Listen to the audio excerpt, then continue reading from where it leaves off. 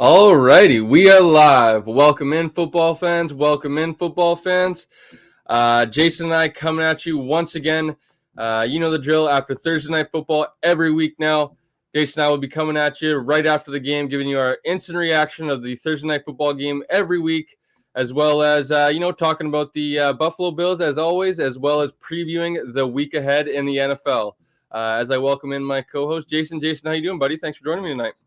Yeah, thanks for having me, Cole. Really looking forward to talking about this week in the NFL. And I thought that tonight's game was, lopsided in the first half, but I thought that the second half was very interesting. So I'm glad we have at least that to talk about.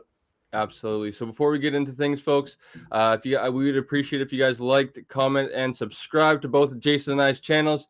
The routine Jason and I usually try to do is if I'm usually able to try to send it over to him. Unfortunately, this will probably be if I'm able to get it over to him maybe while we're sleeping tonight.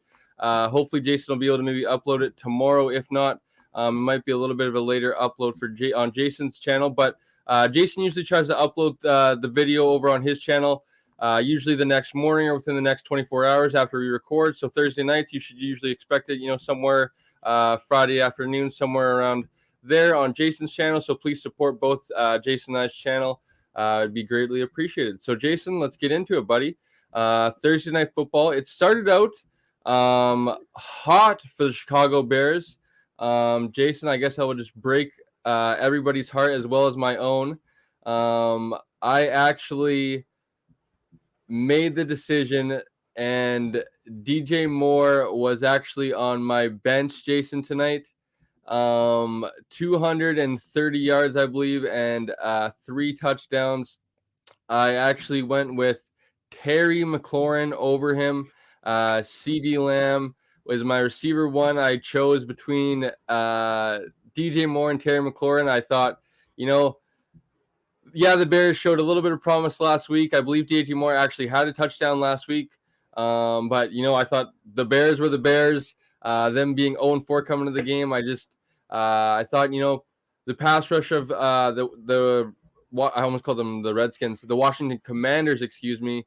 I thought would kind of play a little bit of a big part into the game, really kind of pressuring who am I thinking of? Not the Commanders quarterback, Justin Fields. Justin Fields, and really making it hard for him to get the ball downfield to DJ Moore, really preventing some of those explosive plays. I thought, on the other hand, the Chicago Bears defense is usually not that great. I thought maybe Terry McLaurin with the other weapons could maybe get downfield and hopefully produce a touchdown or two for me. Unfortunately for me, it went the exact opposite. I believe Terry McLaurin walked away with 8 fantasy points for me. I didn't even want to look at what DJ Moore had on my bench, so I didn't even scroll that far down. It is on to Sunday, and hopefully on to bigger and better things. But the game started out very fast. I believe the Bears scored on their first 2 possessions, if I'm not mistaken, or maybe first 2 of 3 possessions. Really came out hot and jumped all over them. And I believe they went into the locker room at halftime up 27-3, if I'm not mistaken. And at that point, it was almost time to turn off the lights and get prepared for the game, or prepared for the show. But I went, had a little bit of a snack at halftime, came back, and I was glad that it was able to become a competitive game down the stretch there. Just, I guess, Jason, I'll swing it over to you, buddy. What were your kind of initial thoughts from the game? The Bears actually win for the first time, I believe, in 14 games, if I'm not mistaken. Yes, that is correct. And it's funny you bring up the fantasy implications of this. I actually had the exact opposite fortunes in this one. I had DJ Moore on my team, and I was playing against a guy that had Washington's defense and Terry McLaurin. So great day for me fantasy-wise. But yeah, the Bears, glad to see them break that losing streak. Really, disappointing last year and a half for them. So I think at the end of the day, really good to see that. Justin Fields really effectively fighting for his job here the rest of the season. He has to win enough games for them to, consider bring him back as their starting quarterback next year. Obviously, they have the Carolina pick as well, but I think at the end of the day, good to see them get a win here, and that has to start somewhere. So, Jason, that's an interesting topic, and I'll swing that back over to you and kind of maybe if we could kind of look down the road a little bit for the Chicago Bears and their future. What would maybe be the bar for you if I know we're kind of playing armchair GM here or fantasy GM here, but what would kind of be the bar for you for Justin Fields to win enough games to keep his job in Chicago? Obviously, you alluded to them having some high picks potentially in this upcoming draft. With kind of that matching up with the quarterback prospects coming out in this draft, it kind of lines up that the Chicago Bears could potentially take one of those and hopefully build around, or maybe I guess potentially build around them.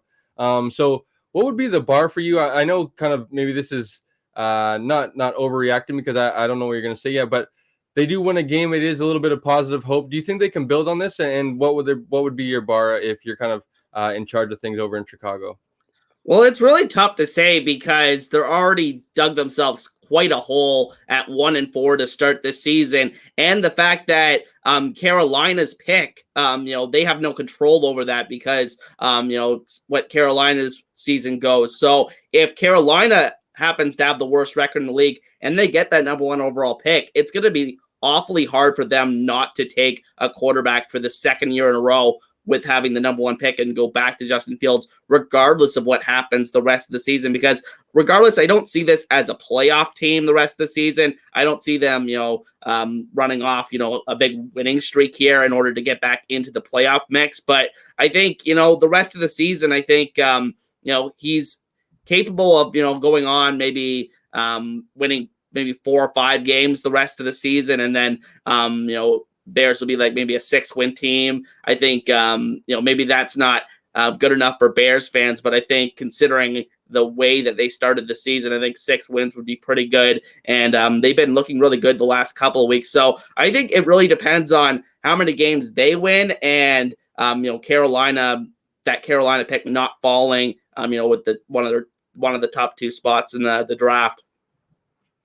I think it's tough for Justin Fields because obviously he plays the quarterback position, and it's kind of a lot comes down on his shoulders, obviously, and rightfully so. That you touch the ball so many times, but I also think that maybe this is also an early stage in the build. I think, unfortunately for him, I would probably agree with you that I wouldn't mind if Justin Fields would potentially win, maybe 6 or 7 games this year, show a little bit of hope. I think the unfortunate thing, and for Justin Fields would be, is just the era we live in with kind of the media coverage, the fandom, Twitter. I feel like the heat and the pressure would ratchet up within the fan base, within the media, the questions, blah, blah, blah, all that stuff kind of gets up to the owner, all that sort of stuff, the kind of front office. And I feel like too much pressure would be put on them to probably move on. Like you said, it doesn't ultimately matter what the Chicago Bears do. If they do finish around, 6 wins or something like that, they're probably picking around maybe within 8th to 12th or something like that. If the Carolina Panthers continue to suck the way they do, they're still going to have that number 1 pick and still feel that obligation to select the quarterback highly. So I'm curious to see how that plays out. And we will get back into the game and swing it into the Commander side of things. And the Commanders able to cut it to, I believe it was a 10-point lead there early into the fourth quarter. I believe it was 30-20 there. I believe the Commanders got the ball with 9 minutes left to go. Sam Howell and the Commanders marching down. I believe they kicked a field goal at that point. Or no, I don't think they ever cut it to within 1 score. I believe they punted. But I'm curious, Jason, do you think the Commanders have found something in Sam Howell, and do you think maybe they can build on this potential relationship moving forward? I know they're only 2-3 now after this game, but what do you think of Sam Howell's performance so far through 5 games as a full-time starter? You're on mute, Jason. Thank you very much. One thing you could say right off the bat is that Sam Howell should not have been a 5th-round pick in the NFL draft. He's shown that he has, a certain amount of physical talent, and I think that you see some plays that he makes, and they're just incredible. They're just incredible, and I think that he's capable of, some magical things on the football field. But I think at the end of the day, you see the erratic side to him as well. You see the lows, and I think that Maybe he's not in the best situation right now. I think they have some good receivers, but I have questions about their offensive line, the general play calling, Eric Bieniemy coming over from Kansas City. So I think it'll be interesting to see how the rest of the season goes. I think he's played pretty well so far and has proven that he's more than worth that 5th round pick that they spent on him. But as for if he's, the franchise guy going forward, I'm not so sure. Yeah, and I believe they said on the broadcast as well, he's the most sacked quarterback in the NFL up to now. So, like you said, not the greatest of things going for him, but definitely should not have fallen all the way down to the 5th round. I think there's some potential there, but in the NFL, it's always hurry, hurry, hurry, especially in today's NFL with some of these quarterbacks and some of these players coming in the NFL and having success right away, like a Patrick Mahomes, like a Justin Jefferson, stuff like that. Expectations just get ratcheted up within these fan bases so much more. And I am actually incorrect when I mentioned that field goal, Jason, but that's kind of when you knew the game was pretty much over at that point when the Commanders missed the field goal wide right. I believe it was with a little over 5 minutes to go in the game.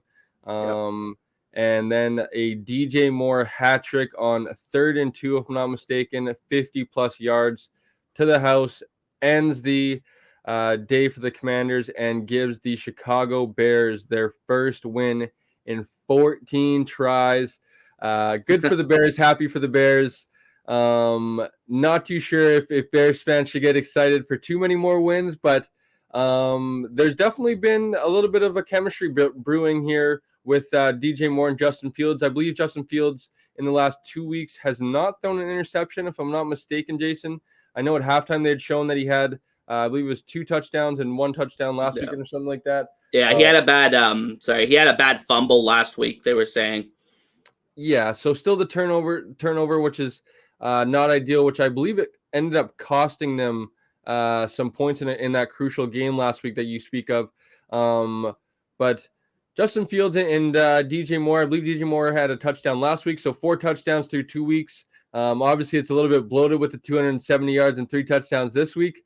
But if they're able to keep building on a little bit of that chemistry, who knows what the Bears can do, and maybe they're able to put together a 6 and 7 win season like we're maybe hoping or alluding to. So, Jason, is there anything else? The Commanders win 42-20 in Thursday Night Football in Week 5.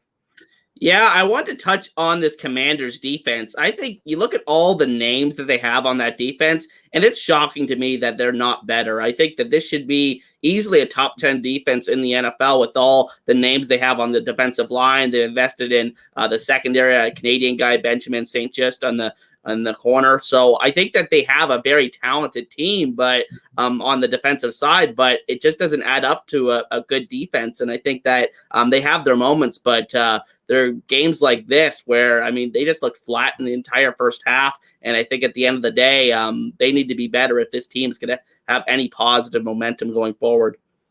Yeah, I think of the Commanders defense a little bit when the Bills played them, and I thought they would be a little bit more stiff. And that's maybe not to say that, the Bills are a very talented offense and it's hard to stop them, but definitely expected a little bit more from the Commanders defense. And I would agree with you, especially with the names that they have along that defensive front. But they were able to kind of show off a little bit tonight. I want to say Chase Young was kind of showing a little bit, getting some pressure. So definitely need to do a little bit more and be the kind of tip of the spear when it comes to the Commanders defense moving forward if they want to compete in that very strong NFC East with Dallas and Philly in there as well. Having to play them, I would imagine, still upcoming probably 4 times. I don't know if the Commanders have matched up with either Philly or Dallas yet, but still. Last week, Washington did, yeah. Still some tough games that they're going to have to play in the division. So you definitely, as Commanders fans, you need the defense to kind of balance out the offense with a young quarterback like that, because I think that offense will be able to keep them in some games, being able to maybe score back and forth, but will the defense be able to have some stops on the back end and keep some wins on the win column for the Commanders moving forward? So I believe the Commanders move to 2-3, Jason, and the Chicago Bears move to 1-4. They get a win in the win column. Good for the Chicago Bears, whatever you want to do. Snaps That is all for Thursday Night Football, 40-20, like I said, for the Chicago Bears. And we will move on. And I guess before we do, Jason, let's say hello to everyone tuning in tonight. Obviously, Blake, good friend of mine. Blake, hope you enjoy the game tomorrow night, buddy. Thanks for tuning in. As well as actually Bev tuning in. Good friend of mine, actually. And she helps out, actually, with the local junior VI Raiders team here, Jason, over in Nanaimo. Kind of like, I guess maybe you could say like a team mom. I believe she helps like billet players and stuff like that. Very big fan as well. Usually out at games yelling around, and definitely shout out to Bev. I know she's a big football fan, so hope they're both enjoying, as well as Blake saying teasing the Chicago Bears. I believe he's alluding to 1-16, and let's hope not for the Chicago Bears' sake. It was also my first time, Jason. Not too sure if you kind of paid attention or not, but my first time actually seeing kind of Tremaine Edmonds and actually paying attention to him in another uniform. I know he played against the Bills in preseason, but I believe it was like one series and then kind of came out of the game fairly early, so I wasn't really able to get a good look, but it was definitely a little bit strange seeing the big fella in another uniform, but wish him well, the former Buffalo Bills. So, Jason, let's get into the 2-minute drill, buddy. And the 2-minute drill, folks, is kind of just Jason and I quickly going through a few scores, headlines from last week in the NFL Week 4, that is. Probably go through the 2-minute drill, which is quickly, and then I'll ask Jason a few questions. We'll go back and forth, and then we'll get into some Buffalo Bills talk. Sound good, Jason? Sounds good. So obviously we'll start with the big win by the Buffalo Bills, 48-20 over the Miami Dolphins, as well as the Jacksonville Jaguars actually traveling over to London for the first of 2 games. They beat I believe it was the Atlanta Falcons, 23-7. The Bengals, Jason, we'll definitely talk about that, continue to slide down the hill here. They lose actually 27-3, only 3 points by that Bengals offense again. I believe they are 1-3. Jason and I will definitely talk about that. The Ravens get a win over the division rivals, Cleveland Browns, 28-3. Lamar Jackson with 4 total touchdowns. I believe he kind of continues to put his name in the MVP conversation, if you will, Jason. I don't think there's any really front runners there from now. There's probably maybe 4 or 5 names in there. I think Lamar's probably definitely in there, I would think.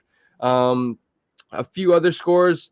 The I guess a few that come to mind, Jason, especially in the AFC South for me, is one of them being the Houston Texans actually beating the Pittsburgh Steelers 30-6, as well as I know they didn't come out on top, but the Colts putting up a tough comeback. They end up falling short, but they lose 29-23 in overtime to the LA Rams last week in a good game. I'm curious, Jason, I guess kind of, and I guess one other score that kind of what was good to see was the Minnesota Vikings actually get on the board in the win column, and they beat I forget who they actually played, but Carolina.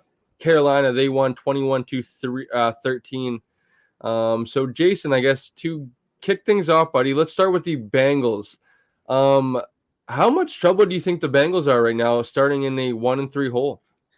Well, I think they're in a lot of trouble. I think that, the odds, I mean, you really can't get around the odds of making the playoffs of when you start this poorly to a season. I mean, I'm not completely ready to write them off yet. I think that at the end of the day, this is a team that's capable of great things. We've seen that the last couple of years with the runs they went on and the way that they were able to dig themselves out of that 0-2 hole last year. But I think that the time is running out, and I was looking ahead. Their schedule is getting tough. They play the Cardinals this week. They should win that game in theory, but the Cardinals have been a team that has really kept it close against most teams that they played this season. And then I think they have the Bills, the Seahawks, and some other team. There's 3 really tough games in a row that potentially all could be losses or potential losses for the Bengals. So I think that the Bengals need to get their act together pretty soon. And I think really the key is that calf for Joe Burrow. I think if he's not right, I think like he is right now, I don't think he's right health-wise. I don't think this team is a threat to do much going forward. And I think the biggest concern is offensively, right, Jason? I don't think their offensive line is the biggest strength for them, unfortunately. We've definitely seen Joe Burrow, whether that's due to the calf injury and his mobility limiting him. We definitely seen him getting hit a little bit more this season. I think the swap with Orlando Brown coming over hasn't really probably worked out the best in probably either cases with Jawan Taylor or whoever was their previous tackle. But the other thing is with Jamar Chase and T. Higgins. Obviously, T. Higgins, I believe, is still kind of a little bit dealing with some injuries, but they continue to kind of not be on the same page. I know they had a typical Jamar Chase, Joe Burrow game a few weeks ago, if I'm not mistaken, but they continue with only 3 points on the board. That's what I was most shocked about, especially against the Tennessee Titans defense. Not saying anything to slight their defense, but definitely expected them to put up a little bit more of a fight. And I'm definitely worried about them, considering I definitely thought that they would be one of the heavyweights in the AFC. I'm not too sure where they go in this hole, especially with the division being as I would say, I guess, competitive as it is, with maybe the Steelers and the Browns not having the most wins. But I think when those division and the AFC North is always kind of those tough slug it out type games when you have those division type games. So I'm definitely concerned for them and really not too sure where they go moving forward, especially with Joe Burrow. Do you sit him down in this 1-3 hole? You lose a couple games, then you're 1-5, 1-6, then you're really out of things. Or do you continue to push the envelope when it comes to Joe Burrow and this calf injury? And maybe what if, God forbid, not that we're wishing injury, but what if it worsens or something like that in any case, right, Jason? So it is a tricky situation for the Cincinnati Bengals, and they're going to have to make a tough decision whether they sit Joe Burrow down or they continue to try to climb back into I don't even want to say the playoff push, but climb back into the win column a couple times and get, I guess, let's say over 500. So enough about the Bengals, Jason. Let's get into the AFC South, actually, Jason. And the AFC South, I'm not too sure if you looked at it. All four teams, Jason, I know it's early, are 2-2, actually. All four teams are 500. I'm curious. I know it's early, but who do you think maybe should be the early season? Maybe would you place your money on? And then just who has impressed you early with the couple rookie quarterbacks in Anthony Richardson with Indianapolis Colts, as well as CJ Stroud in Houston? Yeah, I mean, Houston and Indianapolis have really impressed me with their young quarterbacks. But in terms of the favorite right now, I tend to lean towards the Tennessee Titans. I think that whenever I think this team is dead, that they're going to start regressing, they seem like they always have a little bit more fight left in them. They really took it to the Bengals last week when I really didn't expect them to. I thought that the Bengals would have won that game, but I think at the end of the day, the Titans are a team that has shown that resiliency over the past couple of years. I don't trust the Jaguars at this point. I think, I'm saying that now. We'll see if they beat the Bills on Sunday, but I think at the end of the day, the Titans are a team that I trust more than the Jaguars. Yeah, absolutely. I would definitely, I think, agree with you. I believe I picked the Jacksonville Jaguars coming into the season to win the division. Through 4 weeks, I guess, since either team hasn't played yet. I've been impressed with what I've seen with the Tennessee Titans. It looks like business as usual. It has appeared that Derrick Henry has not fallen off yet, and the addition of DeAndre Hopkins, I think, is critical. When Ryan Tannehill can have somebody, I know he's not blowing anybody out of the water or putting up crazy prime DeAndre Hopkins like numbers, but he's still somewhere in there. That's DeAndre Hopkins, I would imagine a Hall of Famer at some point down the road. Definitely an important receiver to have when he can win those one-on-one matchups and kind of separate. So I would definitely think to kind of lean towards if any team maybe pulls away here in the division, with all teams at 2-2, I would probably lean towards the Tennessee Titans as well. And then the quarterbacks, I've loved what I've seen from CJ Stroud. I believe he is one of like 3 quarterbacks to start his NFL career with 4 straight 300-yard games or something like that. There's been a couple impressive stats out there for CJ Stroud through 4 games so far. I know he had the kind of clip that was going around social media of he wants Houston Texans fans to have some pride when they put on the Texans jersey and Texans gear, which is cool.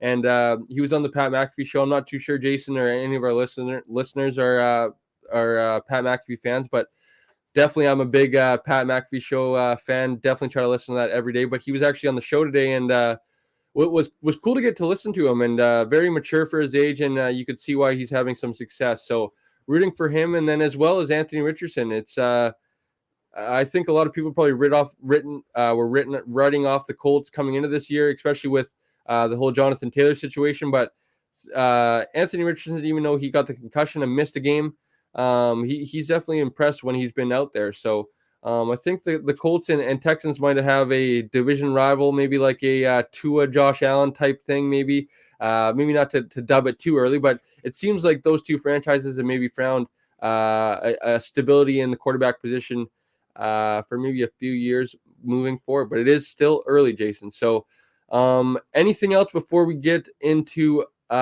Bills talk, buddy? It's 25 minutes into this thing already.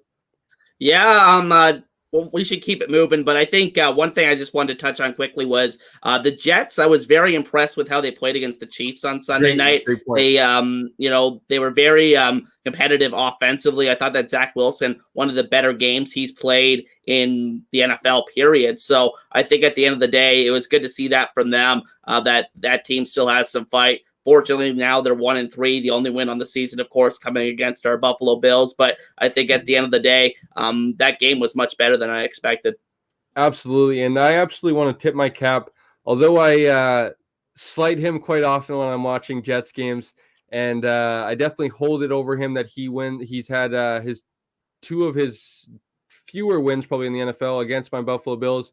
2 of those losses in Sean McDermott's record against rookie quarterbacks. Actually, one of them is Zach Wilson. So I definitely always hold that against him. But he actually has been kind of getting trashed a little bit too much, I find, especially with that clip of, I believe it's Rodney Harrison online of trying to kind of get guys to, I believe it was Chris Jones, kind of trying to get, he basically trying to get Chris Jones to say he sucked, which is not really cool. I didn't think that was very cool of Rodney Harrison or really professional in my opinion.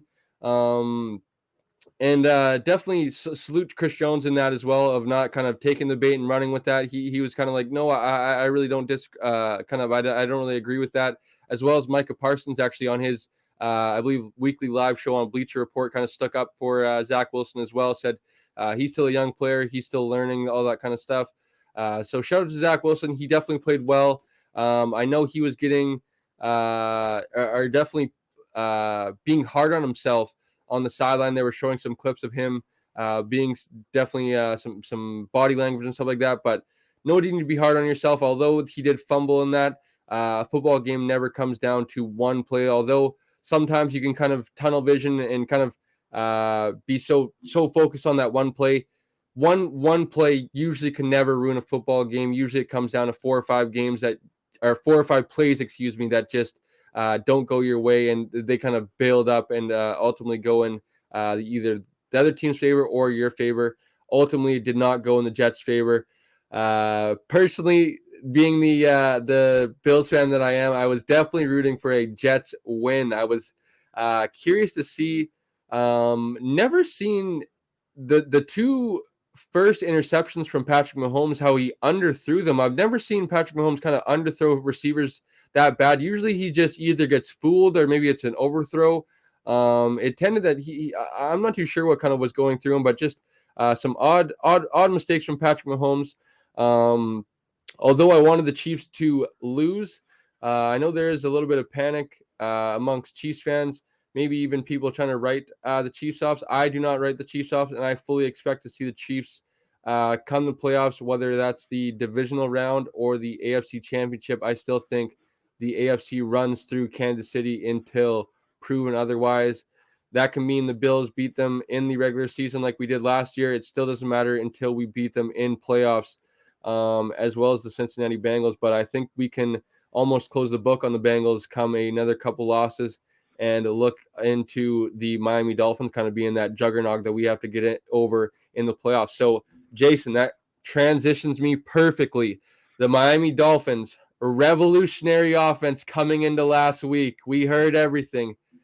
And rightfully so, Jason. Absolutely rightfully so. When you score 70 points, Jason, you should absolutely be celebrating. If the Buffalo Bills scored 70 points, I don't even know what would Twitter might break. The Bills Mafia hashtag might trend for the next month or something like that if the Buffalo Bills scored 70 points.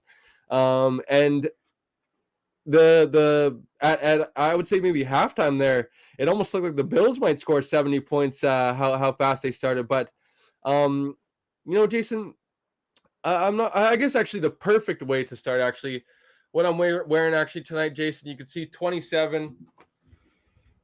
Shout out to Trey White. Obviously, we saw the unfortunate news. Perfect way to start. Just thoughts and prayers. So unfortunate to see. It was obviously announced earlier in the week. Tre'Davious White tore his Achilles, ruptured his Achilles. After I believe it was 9 games after coming back from his torn ACL injury in 2021. Just a absolute rough past few seasons for Tre'Davious White. Feeling for him in his prime. He was one of the lockdown corners in the NFL, one of the best corners, in my opinion, one of the 3 best corners up there when kind of Jalen Ramsey was doing his thing. I think a lot of people slept on Tre'Davious White, an all-pro in his prime. Just thoughts and prayers. I'm not too sure. Not that I ever expected Tre'Davious White to get back into maybe his prime form that we saw when he could kind of lock down one side of the field through 2017, I would say through 2021 up until his knee injury, where you could almost pretty much rely on Tre'Davious White taking out one side of the field, play that one high post safety, have Jordan Poyer hovering around the box, having that 8th man in the box, usually have Micah Hyde in that middle field role, but usually shading a little bit more to Levi Wallace in that kind of and I feel like that's what kind of was a big key in why the Bills defense was so strong and remains so strong. But I don't think he was going to return into the prime form, but you could tell he was still he was starting to feel himself. He obviously had the interception versus the Commanders. Was it last week, Jason, week 3? And then he should have had probably what would have been a pick 6 this game. Almost had a fumble recovery early in the game. He had a nice kind of, I'm not too sure if it was a called blitz, but it kind of like a cat blitz, corner blitz off the edge there early in the game, which resulted in a pressure and I believe a incomplete pass. So he was starting to feel himself. I'm not too sure if we should have expected the prime Tre'Davious White, but he was starting to round into form and would have been important down the stretch. I don't want to downplay that whatsoever. This is definitely going to be a loss, and just super bummed the way you saw him be emotional. You could actually almost you could kind of hear him actually being emotional. His kind of yelling and screaming when he was quite frustrated. I know he was down on the turf. I believe Micah Hyde kind of picked him back up. He was kind of being supported by the trainers, and he went back down to the ground. Kind of was being definitely upset, and just so bummed when that was going on. I was definitely gutted, and at that point in the game, it was pretty much over. So, for the most part, the celebrating was pretty much done, and it was kind of like, man, this win is nice, but I just feel so bad for Trey, and I'm hoping that it turns out to be wrong, and hopefully it's maybe a calf strain or something like that. And obviously we didn't get the news, but Jason, I guess anything that maybe you want to say to Tre'Davious White? I'm not too sure if he's going to watch, but I guess just any thoughts of Tre'Davious White. Yeah, just so unfortunate. And like you said, it's looked like he was starting to get back into form. Maybe not that elite level form, like you said, that we saw a few years ago, but it looked like he was starting to play a lot better and, become a key part of this defense again. And, it's really unfortunate for him and his career and the position that he plays. It's very hard to overcome these kinds of injuries because corners have to rely on their athleticism. And he's a guy that, is a very instinctive corner. He's a very, smart player out there. So if there's anybody that can overcome it, it's a guy like Trey White. But I think at the end of the day, I'm very, sad for him and his career. And he's been one of my favorite Bills since he's gotten here. One of the first players in this, era of Bills football. So I think at the end of the day, super sad for him. And one thing you can say about the Bills, unfortunately, because of, the time that White has missed, they have kind of gotten used to, I think they're pretty well equipped to deal with the injury because they have a guy like Kiara Elam that, is just waiting in the wings to potentially, take a bigger role with this team. You got guys like Dane Jackson, Christian Benford. Benford luckily was able to return to the game after having that injury of his own. But I think at the end of the day, the Bills, I think, should be okay going forward, but it's a loss nonetheless. Absolutely, it is. And it's actually Tre'Davious White is, as you mentioned, the kind of first player in this era. This was actually Sean McDermott's first ever draft selection.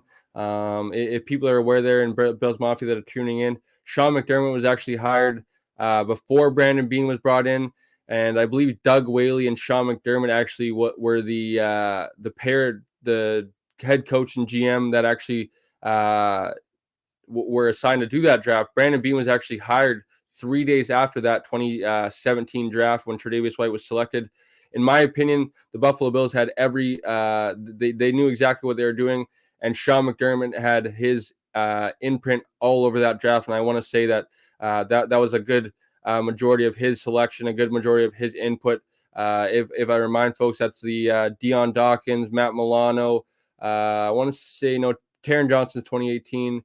But still three starters, three key pillars that you built pretty much your culture around. Matt Milano being an all-pro type linebacker now, Tre'Davious White being an all-pro caliber DB for a couple of years, as well as Dion Dawkins being a Pro Bowl starting caliber left tackle, I would say an above average left tackle for going on. I believe this is his seventh, eighth season now. So that's a gem. When you can find somebody like that in the third round, that's a great hit and an important pillar to build around when you draft a rookie quarterback the next year. So shout out to Tre'Davious White. Just super bummed, and hope he's not alone on this journey, because he has a big mountain to overcome in this journey back to football. Hopefully he's able to overcome it, and I expect him to work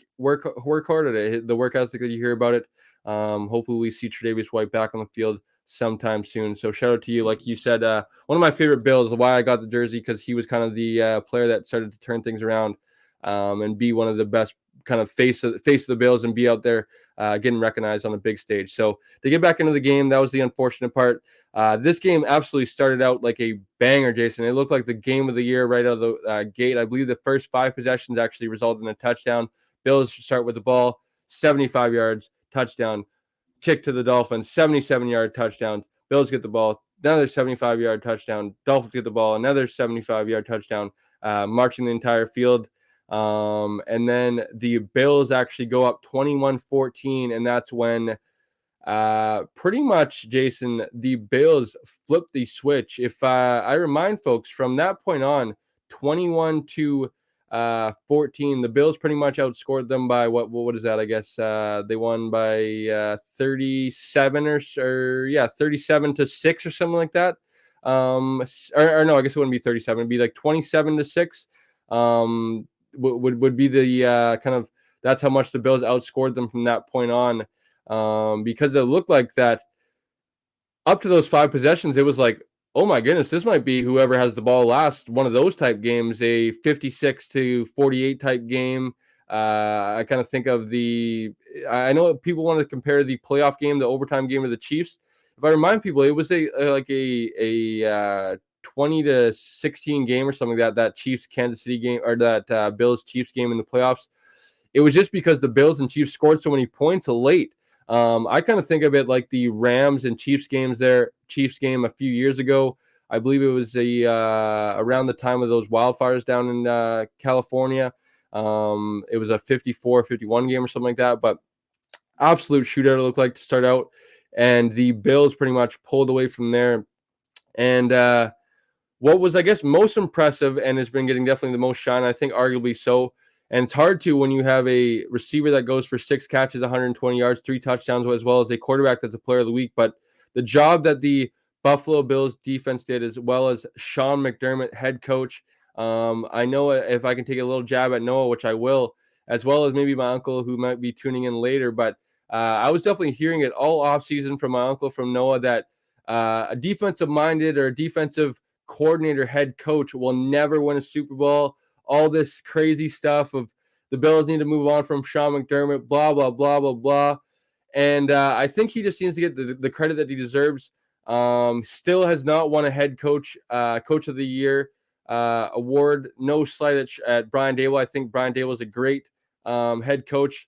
As much as I agree with Brian Daboll being the head coach of the year, I didn't agree with Brian Daboll being kind of awarded that award before Sean McDermott, because I think the resume Sean McDermott's built to this point. With that being said, Jason, I guess I'll swing things back over to you, buddy. How impressed were you with this performance by the Buffalo Bills defense over the Miami Dolphins? Mute. Second time tonight. It's all good. It's getting late. For sure. I was like you. I was pretty scared at the beginning of this game, at least on the defensive side, because it looked like Miami was just business as usual, moving the ball up and down the field on the Bills. But I think the key is that the Bills defense made the adjustments, whereas the Miami defense was not able to make the adjustments. And that was really the end of that game. They are really, that points to coaching. And I think that, McDermott having his hands on the defense this year has made a big impact. And I think that you're seeing contributions from all 3 levels of the defense. I think the defensive line looks better this year than it has the previous 3 or 4 years, really. I think that the players up front, they have a very healthy rotation of guys. They go like 6-7 guys deep. And I think that, it's been really needed with the loss of Von Miller the last, first 5 weeks of the season or so. So I think at the end of the day, it's been really impressive what the Bills defense has been able to do in particular in this game against the offense as good as Miami. And if I remind folks too, the beautiful part of the game of football is it is a game of inches. But if I remind folks, Terrell Bernard was inches away from having a pick early in the first quarter there. Jalen Waddle ends up making a terrific catch. But from that point on, Jalen Waddle had, for the most part, a quiet day, as well as Tyreek Hill. But if that interception happens, right, that's 6 points off the board. That drive ended in a touchdown by A-Chain, if I'm not mistaken, as well as maybe that's when the kind of onslaught starts to happen. The Bills start to pour it on there. They start to jump all over that momentum. I know Bills Mafia was definitely poked coming into the week. I believe Tyreek Hill kind of engaged them by saying, the Bills Stadium isn't really anything different or anything ordinary as far as an atmosphere to go in and play in the NFL. And Bills Mafia showed up. I believe he kind of backtracked on his words on his podcast this week, saying, you know what, I tip my cap to the Bills Mafia. They definitely played a part. He was, I don't think he was trying to say, but he was definitely, he was saying some excuses, Jason. Let's just say that. But he was saying, the crowd was a big part into, usually he's able to hear Tua, and when he's on his motions, he's able to kind of time his, basically his anticipation into the neutral zone and kind of get a jump into the neutral zone and attack basically into their side of the line of scrimmage, the defense I'm talking about. And he said, I couldn't really hear Tua, so I was really having to wait that extra second, that split second to get off the line. He said that really definitely played a part into getting downfield, getting open, as well as kind of being hard to hear Tua in the huddle. So just shout out to Bills Mafia. I think that is why having home field advantage plays a part. Although I think, win or lose, I'm definitely confident in the Bills, whether they're 1-7, whether they have to be the New York Giants, go and be the 7th seed or the 6th seed at the time and go on a playoff run and get into the playoffs. But I think personally, the biggest, easiest, I guess I shouldn't say it's kind of I contradict myself, but the easiest way to get to the Super Bowl is to host that AFC Championship game not having to go to Arrowhead, not having to go to these Miami. I'm not too sure if Miami's too much of a atmosphere, but usually the heat is what kind of plays more into the part of Miami. I would bet more Bills fans end up showing up in Miami for a playoff game than Miami fans. Honest to God. But that we'll save that for the playoffs. But you have to have home field advantage in the playoffs when it comes to. I think a few years ago when the Bills were in the AFC Championship game when they got blown out by the Chiefs, what had a big part in that game is that was actually the COVID year, Jason, and Josh Allen said actually, not having fans all year and then only having like a limited capacity in the playoffs. When we went to Arrowhead, it was such a big difference and definitely played a big part into that the struggles on offense. So I think having home field advantage is so crucial. But Jason, I kind of bragged last week, or I didn't brag actually. I guess I just kind of wanted respect on Josh Allen's name, and I'm definitely going to go down that kind of pathway again because I think he's been playing this way and deserves to be talked about that way. So Josh Allen has another stellar performance, over 300 yards again, another high completion percentage. I believe he had actually a perfect was it a QBR or QB rating? One of the two, I forget one of the quarterback metrics or statistics. A terrific game. He continues outside of that Jets game to prove that he's making smart decisions with the football, continues to lead the NFL in completion percentage, up there in yards. I believe he's top 10 in yards.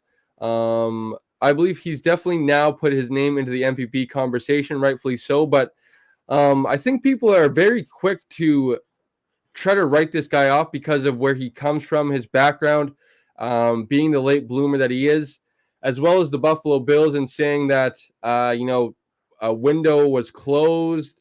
The AFC East runs through New Jersey or Miami. I really just, I guess maybe me being bitter, Jason, kept a lot of receipts this offseason. And one thing that I think I will definitely, pass along to Bills fans, and definitely something that I understand, and something that I think for me, Jason, personally, I think what kind of helps me understand this, or maybe helps me get through this, because don't get me wrong, I definitely have my days where I'm the Bills lose to Jacksonville a few years ago, and I'm definitely like, man, like I'm frustrated, right? But playing the game of football, I think of my first year when we were third in the BCFC, we go on to win the entire conference. Sometimes you can have these games, right? And maybe it's playing football at the right time, but I try my best, Jason, not to ride the roller coaster of an NFL season, because sometimes you're going to have a week one against the Jets, right? And sometimes that happens, right? And don't get me wrong, I get frustrated. Like I said, there's times that we play the Jacksonville Jaguars with an Urban Meyer head coach, and we lose 6-9 to the Jacksonville Jaguars, and I'm pulling my hair out like this team's not going to win a Super Bowl. But I definitely try my best on a weekly basis to remind myself, I try to remind myself, the average winning margin of a game, I believe, is like 3 points in the NFL, right? So it's impressive when you can win by, then let's say, a touchdown or something like that, right? So, sometimes we have these sloppy wins against, maybe this week we play a sloppy game against the Jags. We only win, let's say 17-10 or something like that, and Bills Mafia is upset with the win. But personally, I just think, get the win, get healthy, and on to the next week, and just take what positives come out with that, and hopefully we can kind of learn on the negatives. And I try my best anyways, although it's hard sometimes, but I try my best not to ride the roller coaster. But this week, Jason, it is definitely high highs, and the roller coaster was definitely building for, hopefully not too much of a dip, but it was definitely building for maybe a loop-de-loop or something. We're building momentum for the playoffs, but just definitely want my respect for my quarterback. I think he is, what I like to say, Jason, I actually watched the Thursday night game, the Jets in Kansas City, with my uncle, who's a Chiefs fan, somebody who's a big influence on my football fandom. My uncle kind of actually was kind of lived with me and my mom growing up, not having a dad. So I kind of spent a majority of my childhood watching, Sunday Night Football or whatever football with him. So a lot of my kind of fandom takes, stuff like that, come from him. So watching the Chiefs game on Thursday night, I still think Patrick Mahomes is in a kind of tier of himself, but outside of that, Jason, I really think it's kind of disrespectful when people start to talk about Josh Allen outside of that next tier of elite quarterbacks with, I think Joe Burrow, Lamar Jackson, I think Justin Herbert. I think maybe Trevor Lawrence is maybe on his way there, as well as maybe Jalen Hurts, a few quarterbacks, but I just think give the man his respect. I think, look, I'm not going to say, but look at Joe Burrow, look at the Kansas City Chiefs, it happens, right? So I just think people need to, everybody was worried about the Buffalo Bills this offseason. Worry about your own team. I guess that's all I'd say. I want my respect for my Buffalo Bills, and I think they will earn it on a weekly basis. And looking forward, I guess, maybe Jason, they come away with the game. And I guess we didn't really talk about Stephon Diggs, but how impressed were you with that kind of connection? And did you see maybe this implosion of Stephon Diggs being an impact in this game? Well, we've seen it. We've certainly seen it before with, I think this is his third game with 120 plus receiving yards and 3 touchdowns as a Buffalo Bill. So, I mean, there's not many guys that are capable of putting up those kinds of numbers. And I mean, the combination of Josh Allen and Stephon Diggs, when they're on, they're as good as any quarterback wide receiver duo in the NFL. I think really the only one I would put maybe above them is the Kelsey and Mahomes duo. But I think at the end of the day, when those guys are on, one of the best duos in the entire league, and it's very, very hard for teams to take them away because Diggs does everything in terms of running the full route tree, the guy that can create yards after the catch. They'll always find ways to get him the ball. And I think at the end of the day, this Bills offense, and they're playing just incredibly well right now. And one thing I wanted to say about them is just that they're just look like they have more ways to beat you this year. It feels like last year when they took away certain elements, it looked like this team struggled offensively. But I think this year they have a good combination of running game. They have a good amount of underneath targets. And of course, they have guys that can beat you over the top as well. So I think it's been really impressive what the Bills have been able to do so far this year. Absolutely. So we will end things off from last week with Miami Dolphins. Josh Allen is your daddy. 10-1 in his career against the Miami Dolphins. They had that blub last year against the Miami Dolphins, I believe. Lost by 3 points or 1 point or something like that. I think he lost a game his rookie year as well. So I think it's 10-2. Okay, 10-2. Very impressive. I believe of the 12 games, Jason, against the Miami Dolphins, Josh Allen has 5 Player of the Weeks against the Miami Dolphins. Absolutely owns the Miami Dolphins. I hope you like that, Noah. Moving on to week 5 in the NFL. The Buffalo Bills will start there, Jason, before we get on to the other games this week. The Buffalo Bills kick things off actually in London versus the Jacksonville Jaguars there for their second stint. And that's where we'll start, Jason. Who do you think, I guess, this will favor and impact more? The Jags staying over there for 2 weeks and wanting maybe to get home, or maybe them adjusting more and being more implemented to London? Or do you think this will benefit the Bills being more of a business trip, get in, get out, get with the win? Or they're not, maybe just kind of not acclimated, maybe asleep, whatever you want to call it? Who do you think this game maybe kind of benefits more with the conditions? Well, yeah, it's a very unique setup, obviously, with, like you said, them playing 2 consecutive weeks over there, which I'm not too sure has happened before. I think this may be the first time that this has ever happened. So it'll be interesting to see how the players react to this. But I tend to favor the Jaguars in terms of who this how this situation benefits, because I think at the end of the day, they've proven that they've been very good in these London games. It seems like they always play pretty well over there. And I think for the guys that have been there, for a couple of years now, are used to, traveling over there, I think they're kind of used to just the business trip aspect of it and, taking care of business over there. So I think at the end of the day, Jacksonville, I'm expecting them to play a very close game this weekend. And I think the Bills are in for a fight. Yeah, absolutely. Definitely interested to see how that plays out, Jason, with kind of I expect a slow start from this game. Definitely from the Bills' point of view. Hopefully the Jags don't jump all over the Bills and they're having to play catch up all game. But I definitely hope that on both sides it starts out a little bit slow, and expect a heavy emphasis on the run game from the Bills and them just trying to get out of there with a win, hopefully, with no injuries. But Jason, I guess that's where I would definitely like to maybe take things. And this is maybe kind of a question I think this is a good question for this week, especially because of the weapons that are coming in, but moving forward as well. And my question would be, how do you think the Buffalo Bills approach lessening the blow of Tre'Davious White? Like I mentioned, I don't think he would ever return to prime form after his ACL injury, just due to the age as well. I believe he is 28 or 29 years of age, getting up to 30 years of age. Around that's when usually corners start to slow down with kind of like you said, right, with the athleticism and stuff like that. Personally, I know there's a lot of people like to debate about corner being the hardest position in football. I know I'm biased because I played a little bit of quarterback, but personally, I think that rightfully so. Quarterback is the hardest position to play in football. Defensive back is the most athletic position to play in football because you're covering people that are running forwards, backwards. So I rightfully think that it's the most athletic position.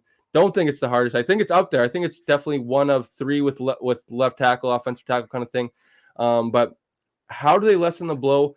Personally, I think it's obviously with the pass rush, but how do you think they approach lessening the blow with this incoming? I guess they're going to be kind of tested right away, Jason, right? With Calvin Ridley, Christian Kirk, Zay Jones, even Travis Etienne's even a weapon coming out of the backfield as well as running the ball. So how do you see the Bills kind of lessening this blow with Tre'Davious White being out long term?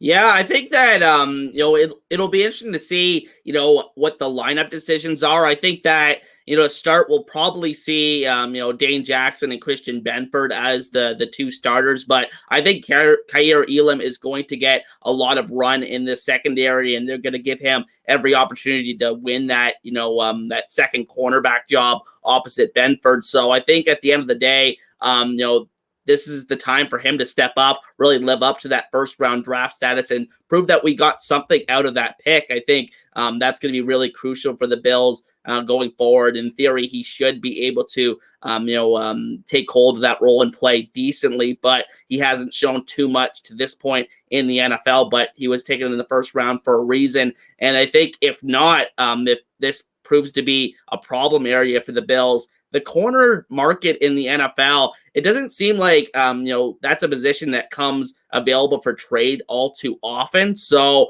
I think that the Bills may have to, find a way to maybe bring in like a street free agent or something like that. Here, Xavier Rhodes is still available. So I think at the end of the day, it'll be interesting to see how they navigate this. But like I was saying before, they have been through this situation, a couple years ago when Trey White originally went down with that ACL tear.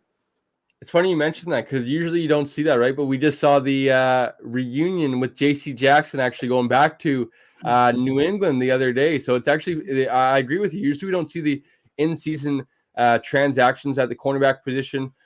Usually a rare one. We actually saw it the other day with J.C. Jackson going back to New England to get cooked by Stephon Diggs, probably like he likes to do. But Jason, something that I'm maybe predicting or expecting, I guess, probably a little bit more. We've seen it before from the Sean McDermott era, or in the Sean McDermott era from that regime, a rotation at cornerback. Christian Benford, as you alluded to, was Benford was limited participant for the two practices that the Bills had this week, Wednesday, Thursday, with that shoulder injury. I'm expecting them to maybe limit the blow. Hopefully, I would imagine he's probably gutting through it. It looked like a pretty tough. It was a big time collision that he had. But I would expect him to be battling through it. So maybe Kaiir Elam, Christian Benford, kind of split some reps on maybe a series by series basis. And then Dane Jackson kind of is out there on a full-time basis, has all the snaps in the defense. So I'm expecting that come Sunday. And offense, I think just offense be the offense. Continue to run the ball with James Cook and the running backs. Continue to do what they've done so far through 4 weeks, setting up play action as well with that run game, letting Josh Allen be able to throw the ball downfield as well as keeping him under center. And then the Josh Allen versus Josh Allen Spider-Man meme as well. Don't let Josh Allen take over the game like he did the few years ago when they beat us 6-9, because that was heartbreaking. As well as we have bad luck against the Jacksonville Jaguars. I know Josh Allen beat him his rookie year, shushing Jalen Ramsey. I'll keep it PG-13. After Jalen Ramsey called him trash, he was throwing all over him. Beautiful touchdown to Robert Foster that I'll remember forever. I can't believe Josh Allen just made that throw. We definitely need to pay back the Jacksonville Jaguars from getting us a few times. And Josh Allen needs to, I believe he's 0-1 in the Josh Allen versus Josh Allen matchup. So we need to even that up for Josh Allen. Expecting the offense to continue to roll. Maybe not 48 points, folks, but, I expect them to score some touchdowns and end up with the win. So, Jason, the Buffalo Bills go to London, obviously, and then return home next week versus the Giants. So anything else you want to cover from the Buffalo Bills perspective?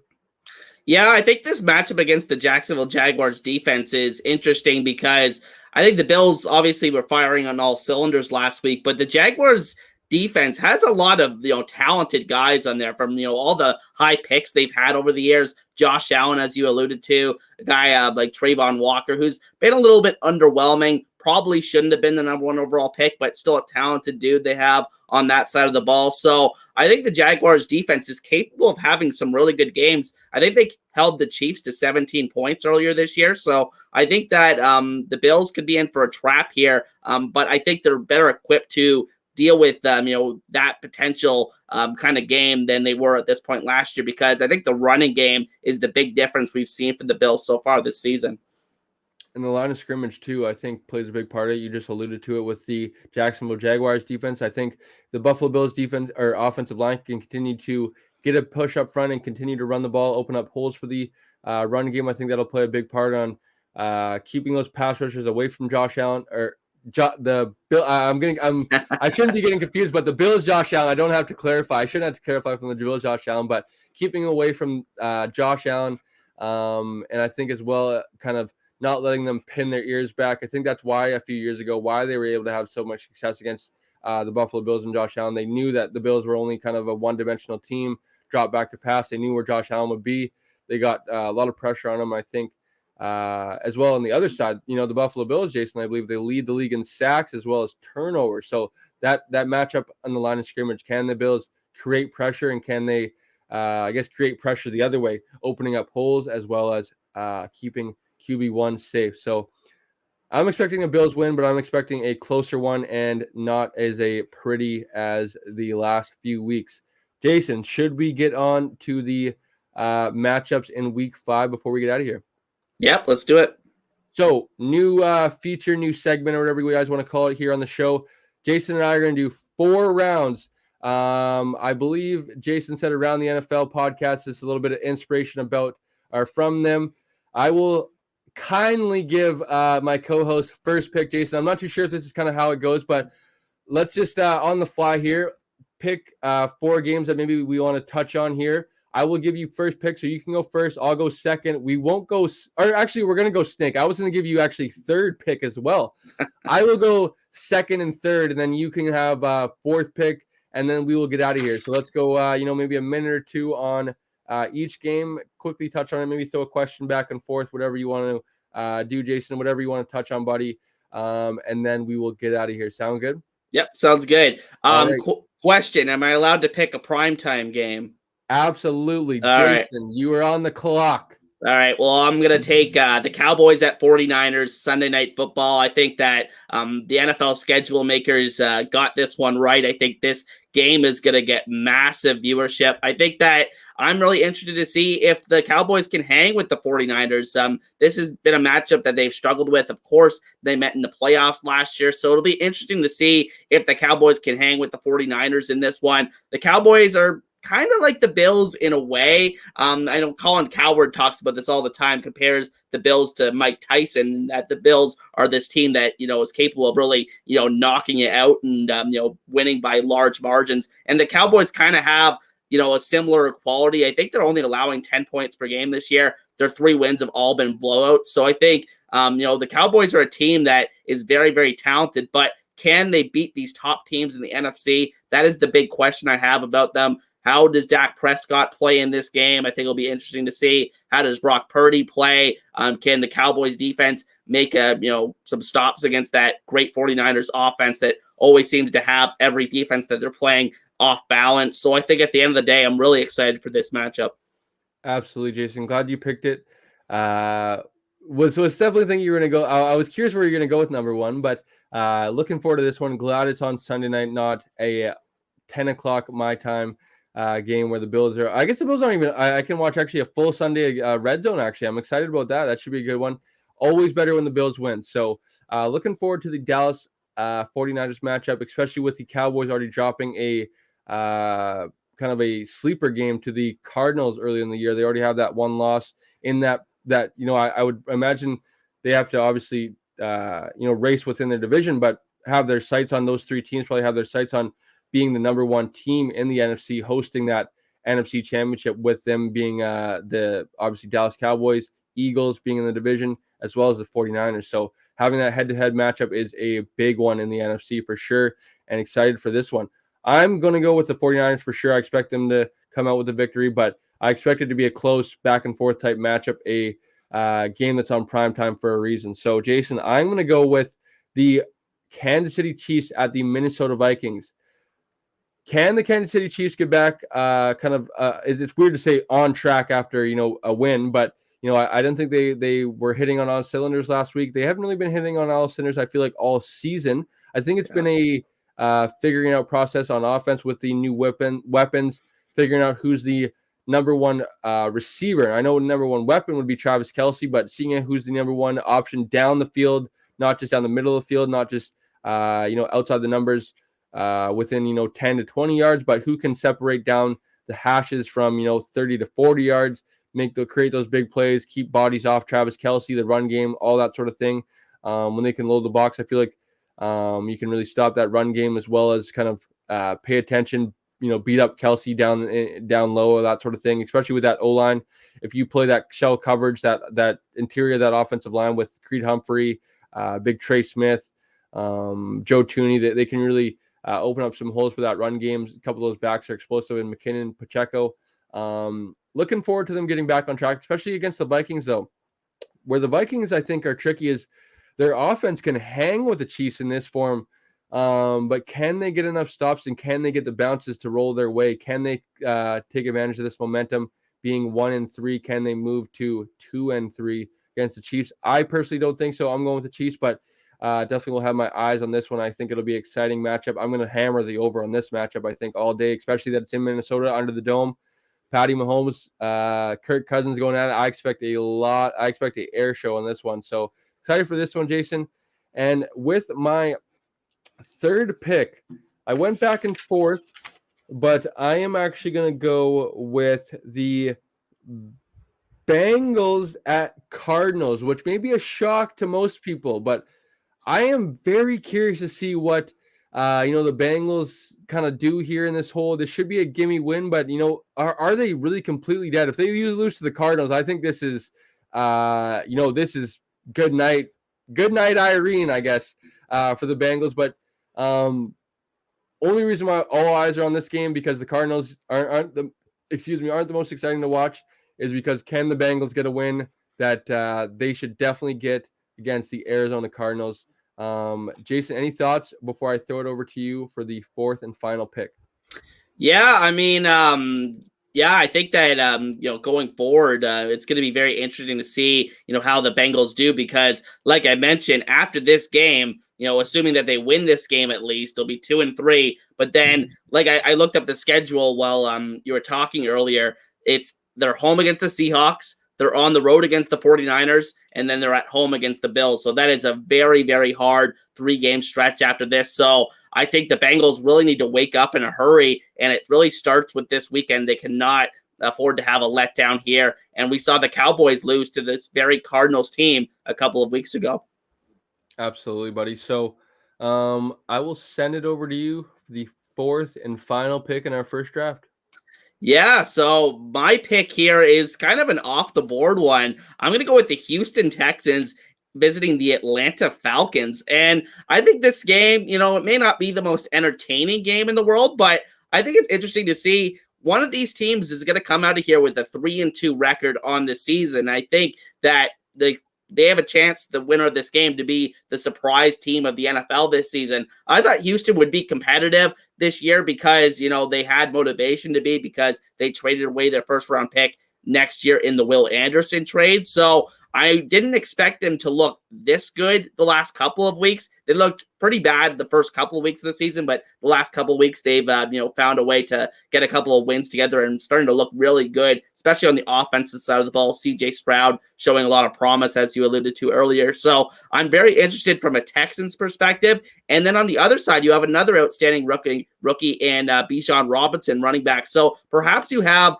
the two best offensive rookies in the NFL so far this season in Stroud and Robinson. So I'm really excited for this matchup. And I'm excited to see if Desmond Ridder can, show us something, because I think that he really did not look very good in London. So I think at the end of the day, if he doesn't start playing better, I think they're very close to making a quarterback change. Heineke.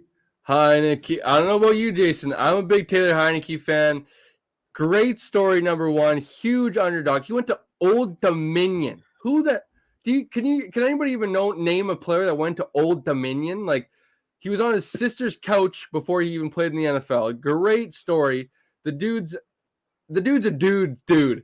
Yeah. And just so easy to root for. I think he was kind of I believe we talked about it, Jason, maybe on the preview episode coming into the season about Sam Howell. A big reason why he got his opportunity. Obviously, he was drafted and was probably going to get an opportunity. But Taylor Heineke started not a big majority of the season, but some games down that back half of the season last year. He actually went to Ron Rivera, the front office and stuff like that, and said, "You know what, Sam, you guys should take a look at Sam Howell. He should start the last game of the year." Sam Howell gets that last start of the year. They obviously it's still yet to be proven if he's going to be a franchise quarterback or not, but still. Getting a look at him because of something that Taylor Heineke did that he didn't have to do. He could have been, it's not my job for them to get a look at him. I'm going to get tape for myself, try to create a narrative for myself, try to create some good film for myself to move on and potentially getting maybe a starting position. He obviously doesn't. He goes to Atlanta to back up Desmond Ridder. It's time. It's Heineke time, folks. I'm glad you picked this game, Jason. I definitely have my eye on this game as well. So to, I guess, close things out, Jason, I guess fill people in with the slate of games, and then we'll get out of here, buddy. Sound good? Yep, sounds good. All right, this weekend we got Giants at Dolphins, Saints at Patriots, Ravens at Steelers, Panthers at Lions, Titans at Colts, Bengals at Cardinals, Eagles at Rams, Jets at Broncos, and then Monday Night Football is Packers at Raiders. So this has been another episode, I guess, a second week of the Thursday Night Football. Jason, how did you like it tonight? Yeah, another great time, Cole. A little late for me on the East Coast, but, I'm always game to talk some football, and it was another great time tonight. Yeah, buddy, I appreciate you making it work for me. I know with the change in my work schedule and stuff like that, having to push it, I appreciate you being flexible and making it work for me. So I've been having a lot of fun as well. Hoping everybody that's tuning in is enjoying all the good NFL content, as well as Jason and I talking back and forth. And please, if you guys are tuning in, don't be shy and please get into the chat and chat back and forth with Jason and I. Actually, this is probably a good one before we get out of here. Actually, shout out to Bev. Rest in peace to Dick Butkus. Actually, we saw earlier in the day that he passed away. Chicago Bears Hall of Famer from back in the glory days. And I would imagine he was at Soldier Field, probably looking down, smiling at the Chicago Bears pulling off the win tonight. So rest in peace to a legend in the game for sure. Never obviously got to watch him, but if you still hear about somebody all these years later, he was one of the pioneers in the game, one of the legends, and definitely deserving to be a Hall of Famer. So rest in peace to Dick Butkus. And I guess, Jason, before we get out of here, buddy, it should be a good weekend of football down south, as well as, I got to sneak it in there, up here in Canada. Tomorrow probably will be off and home somewhere there in the first quarter of, I believe it's Edmonton at Toronto. And then, the big heavyweight matchup that I'm so Definitely have some FOMO that I'm missing out on. The BC Lions hosting the Winnipeg Blue Bombers in a big-time matchup in the Western Division for this essentially basically wraps up first place in the Western Division, who will host the West Final. I believe we have a game on Saturday, Thanksgiving weekend. Obviously, a big slate of NFL games, as well as a 6:30, a long day of NFL football on Sunday once again. And then I believe we have a 10 o'clock Pacific, 1 Eastern game of CFL football Monday afternoon for the stat holidays Thanksgiving. So should be a good weekend of family, food, and football. What else could you ask for as a football fan this weekend? So, Jason, before we get out of here, buddy, I hope you enjoy your Thanksgiving weekend as well as football, as well as the viewers. And one more reminder to like, comment, subscribe. All the support is greatly appreciated if you're checking out the video tonight on my channel. Remember that if you're not checking it out live, you can view it at a later date. If you're free at another time, you don't have to tune in live. You can catch it on my YouTube channel. Just go over to the live tab, scroll down, and you can catch all the live content. And then as well, head over to Jason's channel if you're tuning in tonight. Go support him, subscribe to his channel, like all his good CFL, NFL content. And this video will be up on his channel shortly. And like I said, all the support is greatly appreciated to both Jason and I. So, Jason, this has been another week of the NFL show. Haven't came up with a name yet, but stay tuned, folks. Maybe there'll be a name shortly. We like I said, appreciate all you guys tuning in weekly. We will catch you guys next Thursday night. Enjoy the weekend, everybody.